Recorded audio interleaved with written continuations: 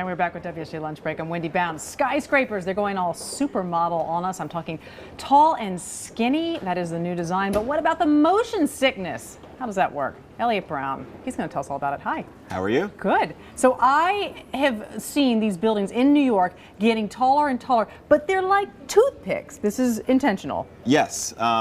Prices have gone up, especially at the ultra high end, and so that allows someone who has just kind of a small lot and can get a lot of air rights to, you know, put these gigantic pencils in the air.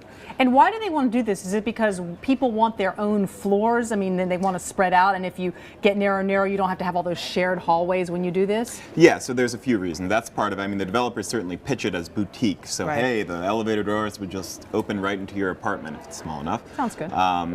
You know, another part of it is just that, you know, sometimes it's hard to get a big full block. It's expensive, and so, you know, why now that people are willing to pay a lot, especially if you go up, people pay more. Right. It's like, well, might as well build really tall.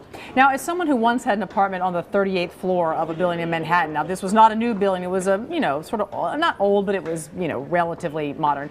It was swayed. It swayed in the wind a little bit. You could feel it, and you could hear the wind. I mean, you can't have vertigo and have one of these apartments. How has the building science changed, Elliot, to allow them to do this and have it not be dangerous? So one of the things they put in these things is, you know, to kind of counteract that sway, which is not too much at risk of making a building fall over, but it makes people sick. It makes them say, well, you know, it's windy. Why is this happening?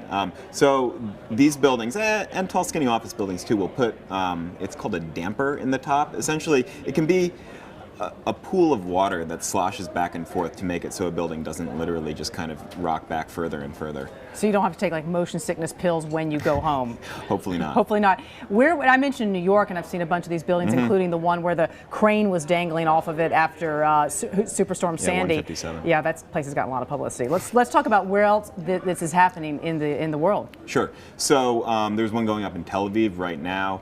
Hong Kong has long been a place that this is going on just because they have a shortage of land and a lot of people, and, you know, a lot of people willing to pay a lot of money. They have the most slender tower in the world based on the people who measure slenderness ratios. Never mind. There's such a joke. I'm just not making it. Go ahead. In Brisbane, Australia, there's one and maybe another going up. In Vancouver, also, you know, kind of a lot of not that much land, a lot of people. They have a few that have gone up recently.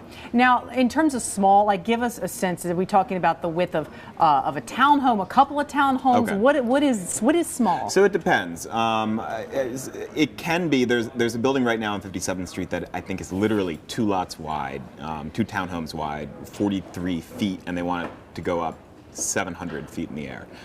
So, I mean, that is really small. A lot of them are, you know, maybe 5, 6 townhomes wide. Okay. But then you have a lot of people, I mean, so, you know, a lot of them have single floors, and these little ones will do a lot of duplexes. Okay. So you have 2 floors because you can't get enough space. Very quickly, prices of some of the homes that are in these. Just give us a range.